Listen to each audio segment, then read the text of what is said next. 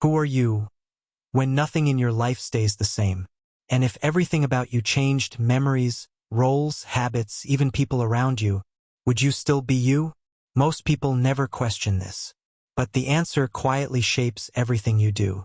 Because before you understand life, you need to understand identity. Identity is not a fixed thing. It is not a label. It is not a role. Identity is a continuous pattern of who you are becoming over time.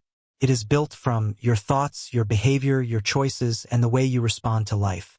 But here is the part most people miss. You are not a single version of yourself.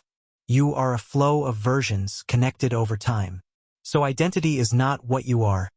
Identity is the pattern that stays recognizable while everything in you changes. Even when people don't notice it, identity is always working in the background. It influences what you decide, what you avoid, what you believe you can do, how you respond to failure, how you treat yourself. But most importantly, people don't act based on reality. They act based on one hidden idea, who they believe they are. And that belief quietly sets limits. If someone believes they are lazy, they behave like it. If someone believes they are disciplined, they try to act like it. Identity becomes a self-fulfilling system. Two people can live the exact same moment, but experience two completely different realities. Failure is a perfect example. One person thinks, I failed, so I'm not good enough. Another thinks, I failed, so I need to improve. Same event, different identity. So identity is not just self-image. It is a lens that reshapes reality itself. Everything in life changes. Jobs, relationships, environments, even your body. But somehow you still feel consistent. You still say, I am me. That feeling is identity. It creates continuity in a world that never stays still. Without it, you would feel like a completely different person every day. Identity is powerful, but it is not always helpful. Sometimes it traps you. Limiting identity sounds like, I'm not that type of person. I can't change. That's just who I am.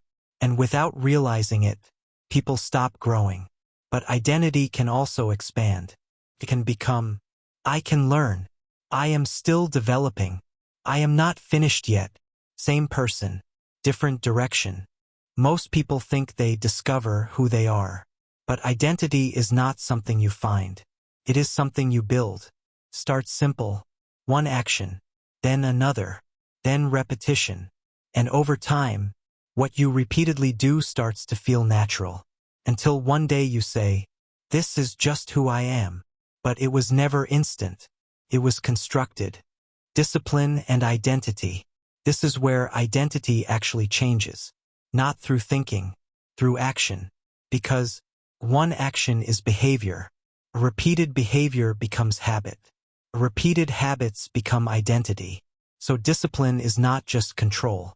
It is identity construction in real time.